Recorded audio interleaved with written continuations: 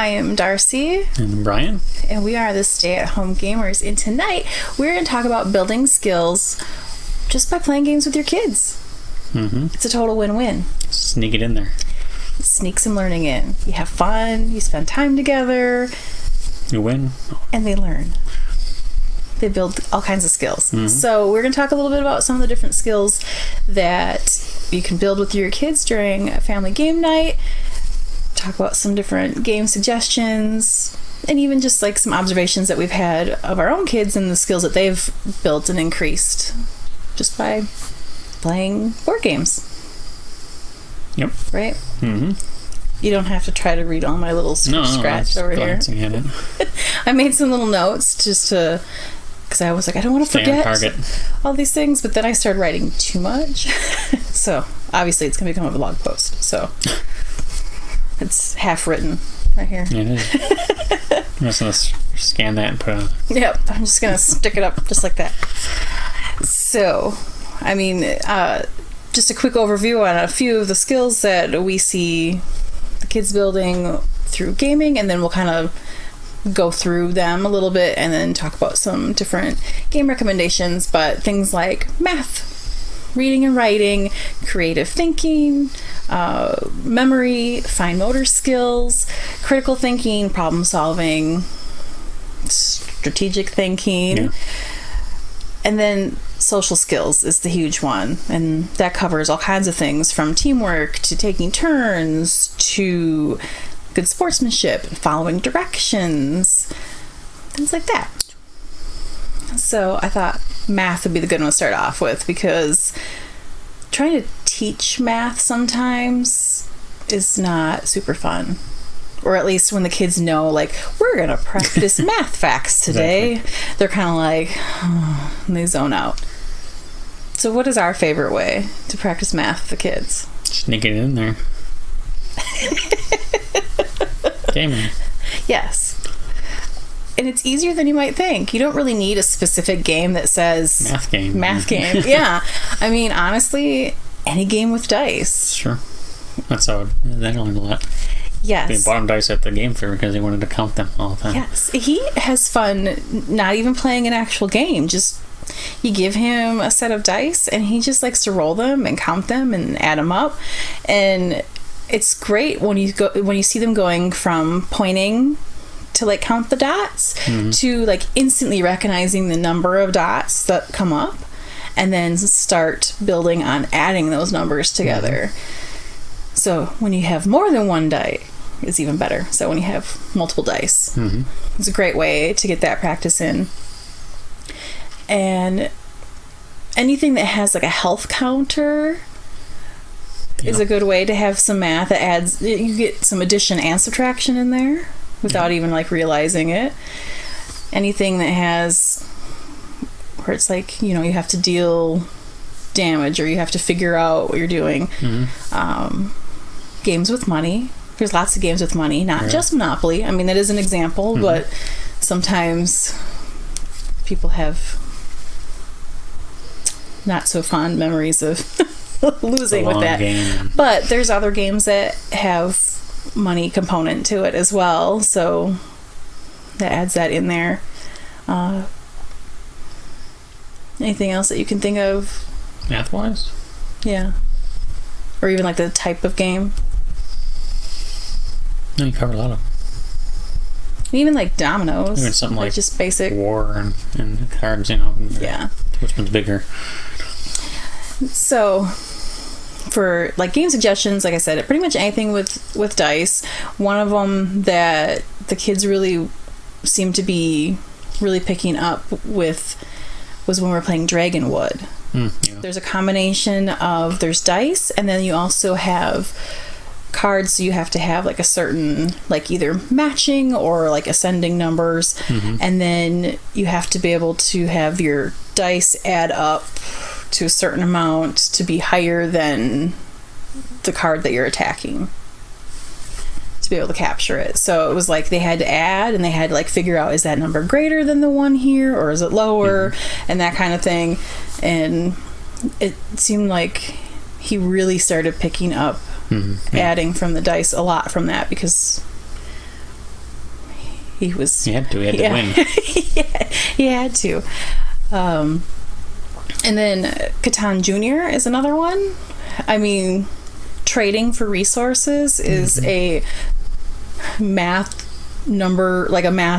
story problem come to life. Yeah, that's true. Like, you need, a goat and a cutlass and a molasses, and you trade it in to get this other thing, or you trade like 2 of one thing to get something else. Yep. And it's a very visual style, so you might not think it's very math oriented, but there's number concepts involved in there. Yeah. And patterns and things like that. So those ones definitely. Even games like Sagrada. Yeah. It's not, you might not think of it as math, but you're having to match certain numbers or have numbers that are, it's like a puzzle. Excuse me. It's like a puzzle, and you're rolling dice and then fitting them in by color and with numbers. So sometimes you need to have like lower numbers. It's not necessarily matching a specific number, but there's different number concepts mixed in with there. Yeah, math is in most games. It is. Yeah. It's in most board games and card, tabletop games, really any RPG kind of game too. There's lots of math. And it gets them to be quicker with it too. That's the other thing. Yeah, because you're just used to it. Yeah.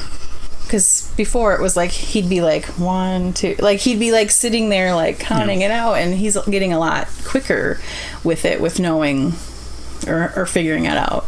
So it's been a really good way for both the kids to work on their math and work on adding and subtracting. And then so like reading and writing is a big piece of a lot of games that we play as well, because you need to read the cards that you have.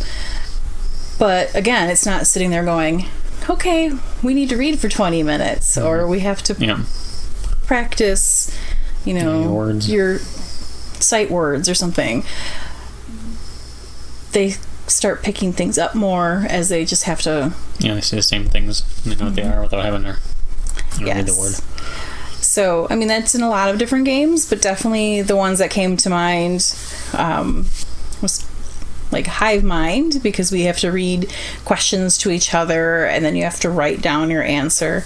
We modified that a little bit for our 5-year-old because he's still learning to read and learning to write, but it's still all helpful. Yep. Because it's just, he's looking at it while we're reading it together, and then I'm writing down his answers for him. So he sees the words written out, things like that. But then, like with our daughter, she's definitely reading the cards and writing out the answers. And then one of her favorite games to play is not parent approved. You approve it, though. Yes. But there's a lot of reading in that because it's all cards. Yeah. It's kind of like the kid-safe version of like Cards Against Humanity, but not concept. Quite as like same concept, just kid friendly. I guess maybe I should compare it more to apples. It's the same game style as Card Games. Yeah, or you're trying to match. Yeah, so you have to read out your card, and then you have to provide like the best answer that you think is going to go with it. But it's still better kid oriented, I think. It's still fun for adults. With like silly, with like silly like kid scenarios that things that elementary kids or elementary school aged kids are going to find hilarious. Yeah, and I mean that was a lot of reading in that. So, and it's like you can tell we've noticed the difference from when we first started playing it with her to now, like how her reading, I mean obviously there's other reading practice that goes in between, but that's definitely helped, and it's like fun reading practice. And then even playing Unstable Unicorns, because you have to read what's on the card to know how to use them. Yep. And that's with a lot of different card games. Hero Realms too, I mean you have to read it to know what your power, like what you can do. Yeah, math too. That one has lots of math and reading, because you have to count up your coins. You have to figure out what you can buy from the market. You have to add up your attack points. You have to subtract when someone attacks you. Subtract on your health counter and stuff like that. So there's lots of math and reading. I usually help do it anyway to speed things up a little bit. It gives me practice too. And then memory skills is a good one. For us too. For everybody. Anything that's kind of making you have to think and pay attention. It helps them with focus, things like that. Traditional memory, I tend to find a little bit more on the boring side, though. So it's nice to have games that mix it up a little bit. An example of that would be we play a game called Memoir. And it is a memory style game, but there's a little bit more to it. It's like you're not finding an exact match necessarily. It's following like a pattern based on what the other person flipped over and then what you flip over to be able to continue. Otherwise, you're off the island for that round.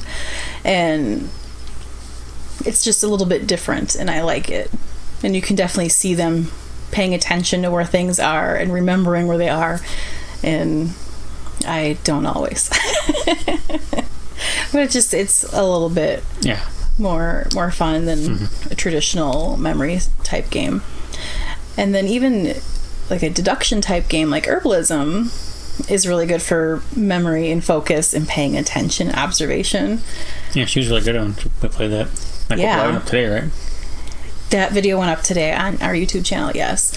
We have a playthrough of it with her, and it's a game where you hide 2 cards, and then the rest of you have cards, and you're kind of interacting a little bit to try to figure out what people have, but it's kind of I didn't even recommend writing down. It's a little secretive. Yeah, it does actually. Didn't do that. They do suggest like taking notes to kind of help you keep track of the information that you've gathered, and we haven't been doing that.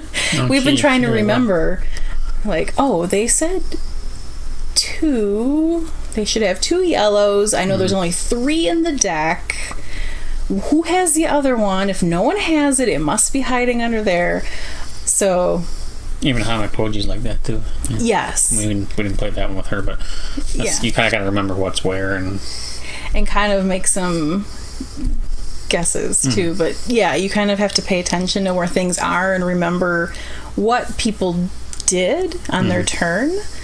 So it doesn't have to be like a traditional memory game to be like honing in on some of those skills.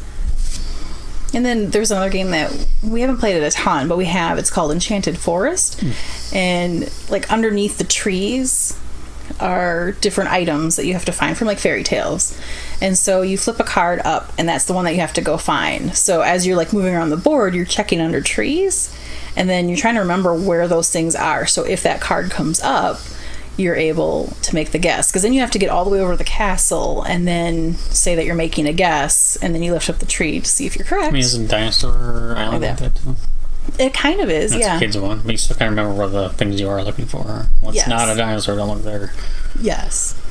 Yeah, it does have a memory element to it that you can have into the play of it. Sometimes we simplified it to where you didn't have to flip it back over, but it does have a memory element if you play like the full rule variation. So you're trying to remember, okay, the T-Rex, we flipped him there, we don't want to flip that again, those all got to run away back home again and stuff. So, and it's pretty amazing how quickly they memorize where everything is. Yeah, good memories. And then things like fine motor skills are super important for kids to be working on too. And really, with a lot of board games, you have to manipulate pieces. Like, you have to roll the dice. You have to be moving pawns and stuff. So you're practicing, like pincher, grasp and stuff. You're doing, yes, you could play Operation, but like you're working on fine motor skills just by interacting with those things. And that stuff is really important, especially for writing, because it's about like, you have to be able to hold your pencil appropriately and things like that. And just for a lot of things that they do, like fine motor skills are important to be working on. And there are some games that are specifically geared towards like fine motor and dexterity. One of the games that we have, which there will be some videos coming for that, is called Shaky Manor, and you have to like move the pieces around. You can't use your fingers in here, but you're like shaking and so it's kind of, it requires like you can't just go No. like you're having to really like hone your movements and stuff and pay attention to what you're doing. There's a game that we tried out at Origins Game Fair called Circus Puppy, and that is definitely a dexterity game. That's the one where you take like, it's like a little cardboard puppy and you're like trying to grab the other one, and you're like making them into a tower. Yeah, we have a video of that too. And you try not to like knock them over. That. Yep, that's on our channel too. And there's lots more. Those were just some of the ones that I thought of. Chameleon? You're trying to... Yeah, because you have to you're trying to avoid certain... You have like the sticky tongue kind of thing. And you're trying to get the specific bug from the dice roll. And you want to avoid the wasps, and you want to avoid like taking too many other things. So, I mean, yeah, that's definitely, like a movement kind of thing. And also the video gaming. Really, any video gaming. Hand-eye coordination, yes.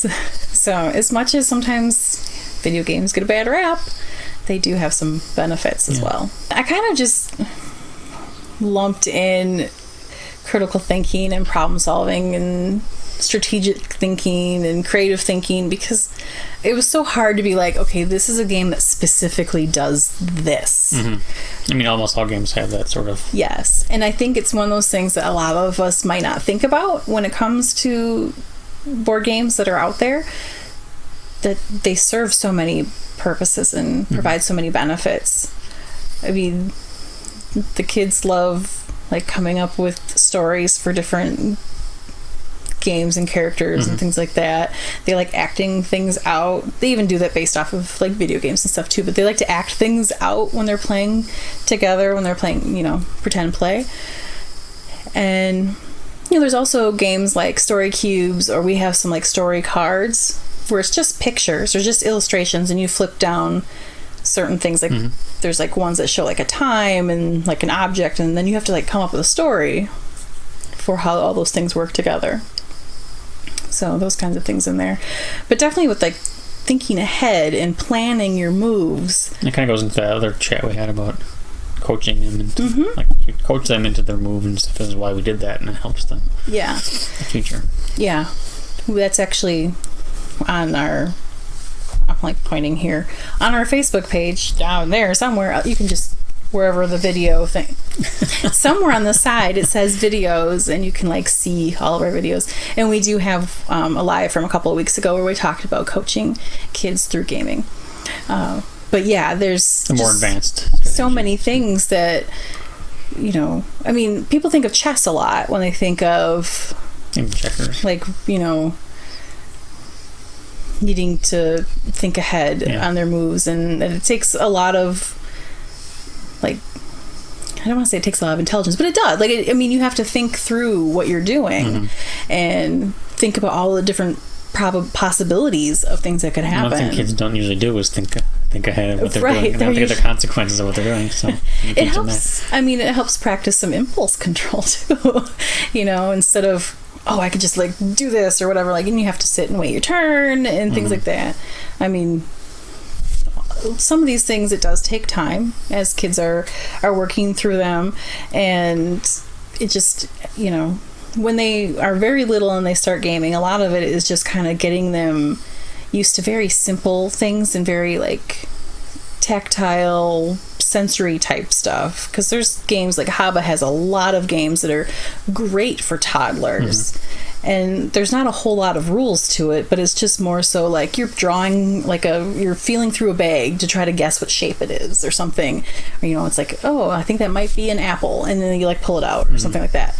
I can't remember the exact game at the moment, but there's things like that where it just kind of starts introducing them. And then we talk a lot about cooperative games, especially when it comes to social skills and teamwork.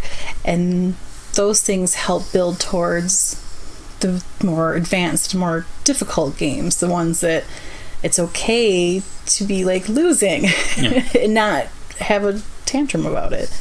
But there's so many great benefits that we see with them. I mean, I feel like they play together better there was a period of time where I could only play a game with one of them, and I couldn't have both of them, or I couldn't let them like play a board game together, just them, because they would get so upset with each other. Excuse me.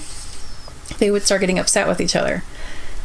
But like their relationship and the way that they interact, I mean, they're still siblings, but but you know, it's helped as they've like learned how to take turns and wait for someone to have their turn and that kind of stuff. Yeah.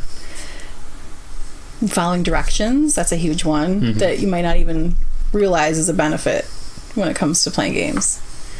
Because there's rules that you have to follow, or at least there's specific actions that you need to go through. And sportsmanship. Good sportsmanship. Definitely, I think that's definitely increased since. Oh yeah, they can actually lose now, and you're like, yeah. I mean, it can be disappointing, but they're learning how to do that without like throwing a fit. I remember the games of Sorry I used to play. I mean, honestly, Sorry is a very difficult one with younger children. It just is because the style of game it is. That's the whole point, is to knock people back. Yeah. Yes, and honestly, with younger, that kind of totally take that is not the best. They have to work up towards being able to enjoy those kinds of games. Yeah, but now when they win, they don't like, dance and gloat about it. I mean, they'll be happy, but they're not. Right. And she beat me in Monopoly the other day, and it wasn't anything special. She won. Right. And then, like, when you and Arissa and I played Escape, which it's a cooperative game, but it's a real-time game, so you're not even taking turns. You actually are just doing everything all at the same time, but you're still trying to help each other, and you're racing against the clock because you have a 10-minute timer. It's stressful. It's a fun intense. Yeah. Like stress. It's a stress rather than like a take your turn. Right. Thinking. But like it was such an amazing moment when we all like won. Yeah. It was like, oh my god! Like it was a proud moment of accomplishment that we all shared together. Yeah. And I asked her too, like, how do you feel having won that? Like, do you feel proud of yourself? You did it, And I could already tell by the look on her face that she was like super excited and felt great about it. But it's good to have those moments and share that together. And there's so many, like, not that I needed to write a list of cooperative games because I don't think I would really forget what an example is of a cooperative game, but I wrote some down because you might not know. Because I wanted to make sure that I at least mention these particular ones. So some of the cooperative game examples that I wanted to make sure to share right now that are great for these social skills and especially the teamwork and stuff. Pandemic. It also adds in a little bit of geography as well because there's dealing with give names to them. diseases, but you're dealing with different cities across the globe, so there is a little bit of geography in there. But you are having to work together, and you have special roles that everyone is assigned, as well as working together as a team. But you have like a special thing that only you can do, kind of thing. I just mentioned Escape. It's a different style, but it's still a cooperative game. Forbidden Island is another one that you really have to work together. Otherwise, everyone loses. Pretty much any Peaceable Kingdom game, especially for like preschool age. Yeah, those are good starts to co-op games. Yeah, and they're fun. Like, I enjoyed playing those with the kids.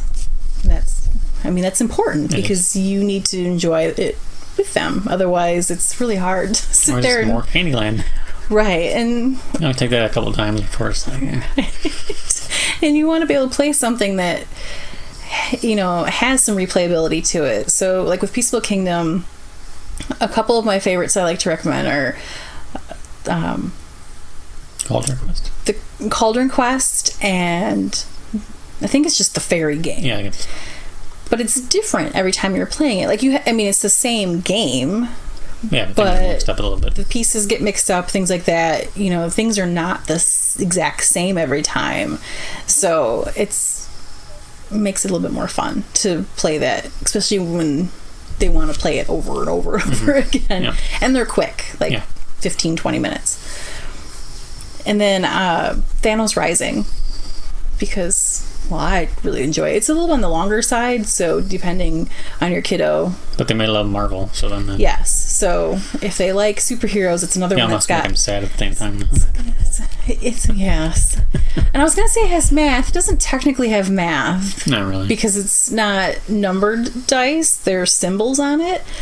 But they have to match those. Yeah. And I mean, it's kind of patterns and things like that. Definitely some pattern matching in there and stuff. Yeah, so it's a little bit of a different way of thinking with it, but it's a good playing with an adult, they should have no problem because it's co-op. Yeah, you can coach them through it. Yeah, definitely. But yeah, if you aren't sure, like if they aren't super sure about playing some of these other ones, but you know that they're totally into Marvel and superheroes, that would be one to introduce them to. Mm-hmm. And then I just had some other, like, ones that I wasn't sure how to categorize, but I like to recommend them. Yeah, man. Some of these things, that's for sure. So King Domino. I mean, it's matching still kind of the... strategy, thinking ahead. Yes. Like, okay, so dominoes mentioned, but it's not matching up numbers. It's different landscapes, like, you know, a grassy field, a swamp, a lake, things like that. And you're building your kingdom, basically. And then you have to match at least one of the sides up. And then you're trying to have the biggest area of that and number of crowns to be able to, you know, have more points than the other people. So it's, you know, it's still kind of like dominoes, but it's more fun, in my opinion, unless you want to work on the number piece. Yeah. But, you know, to just kind of give it a whole different look and feel, and it's a great way to practice a little bit of multiplication as well. Oh, yeah, there's some that math in there because your time, like whatever the number of crowns you have times the, you know, like your tiles of field, that's how you get your points. So it's like some more simple multiplication. So that's perfect for our second grader now to be working on. And then Ticket to Ride, New York, and First Journey. Ticket to Ride games are great in general, but for the kids, having something that's a little bit more simplified and shorter, because Ticket to Ride New York is definitely shorter. Like it's...